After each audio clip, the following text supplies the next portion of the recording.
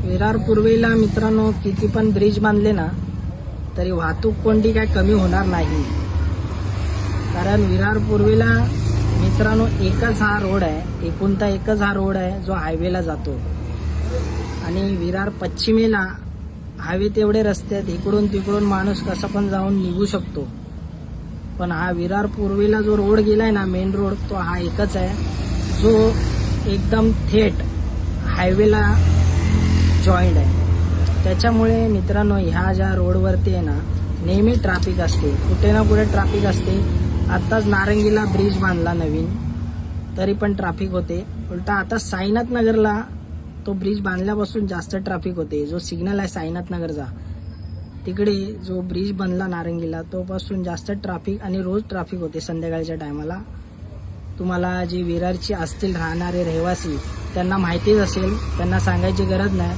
अगर जे ह्या ट्रॅफिकमधून ह्या वाहतूक कोंडीमधून जे प्रवास करतात साईनाथ नगरच्या, ते कमेंटमध्ये नक्की कमेंट करा. कमेंटसाठी काय पैसे लागत नाही, कमेंट फ्री आहे मित्रांनो, कमेंट एकदम फ्री आहे. कमेंट नक्की करा.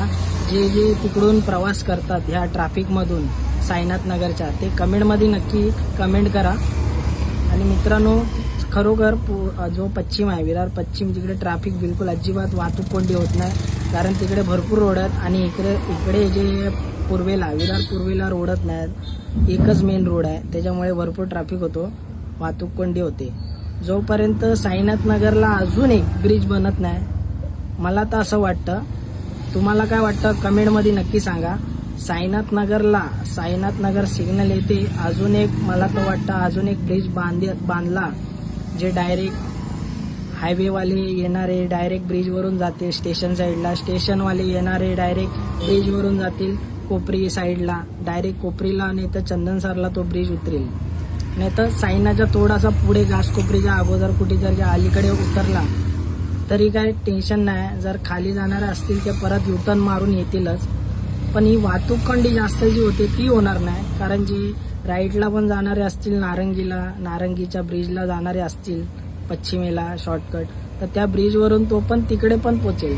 म्हणजे राईटला पण एक काढला पाहिजे, नारंगी साईडला पण एक ब्रिज गेला पाहिजे, एक स्टेशन साईडला पण तो जॉईंट असेल आणि तो हायवेला पण. असे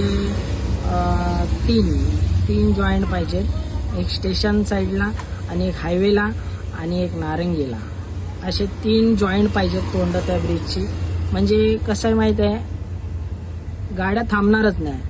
ज्यांना जायचं आहे ते वरतून आरामात निघून जातील, म्हणजे गाड्या थांबणारच नाही. ज्यांचं खाली काम असेल ब्रिजचा ते खालून जातील. तर मित्रांनो कमेंट करायला विसरू नका तुम्हाला काय वाटतंय. आणि एक बघायला गेलं तर गणपती मंदिरला पण कधी कधी होतो वाहतूक कोंडी, पण ते एवढं नाही होत, नॉर्मल होतो. तिथं काय एवढी आवश्यकता नाही. पण साईनाथ नगरला आवश्यकता आहे. आणि एक 5 पायरीला पण वाहतूक कोंडी होते. ती का होते, साईनाथ नगर सिग्नलला लागतो, तो ट्रॅफिक पूर्ण 5 पायरीला पोचतो, वाहतूक कोंडी 5 पायरीला पोचते आणि पोस्ट ऑफिसपर्यंत पण जाते. कधी कधी साईनाथ नगर ते पोस्ट ऑफिसपर्यंत वाहतूक कोंडी जाते. एवढा ट्रॅफिक, एवढा वाहतूक कोंडी होतो तिथे. मला तर वाटतं ब्रिज पाहिजे. तुम्हाला काय वाटतं ते कमेंटमध्ये नक्की सांगा. जे रहिवासी आहेत राहणारे, जे साईनाथ नगर वाहतूक कोंडीमध्ये जे प्रवास करतात संध्याकाळच्या टायमाला, तुम्ही पण कमेंटमध्ये नक्की सांगा. आणि व्हिडिओ भरपूर शेअर करा जेणेकरून आम जनतेला कळावं की ही वाहतूक कोंडी का होते आणि अजून पुढे काय झालं पाहिजे काय नाही, सगळ्यांना कळायला पाहिजे. आणि आपले कमेंट्स नक्की द्या. कमेंट्सला पैसे नाही लागणार आहेत, एकदम फ्री आहे. आणि शेअरला पण पैसे नाही लागणार आहेत, शेअर पण नक्की करा. तुमच्या मनाला चांगला वाटला असेल व्हिडिओ तर लाईक करा आणि शेअर करा. नवीन असाल तर फॉलो नक्की करा. आपले इन्स्टा आय डी आहेत विरार स्पेशल, आपला विरार 48, विरार स्पेशल, विरार मेरी जान आणि वसई विरार 48 ही इन्स्टा आय डी आहे. ते फॉलो करा. आणि विकी चॅनलला पण फॉलो करायला विसरू नका. नवीन असाल तर नक्की फॉलो करा, विसरू नका. व्हिडिओ बघितल्याबद्दल धन्यवाद. जय शिवराय, जय भीम, जय टायगर.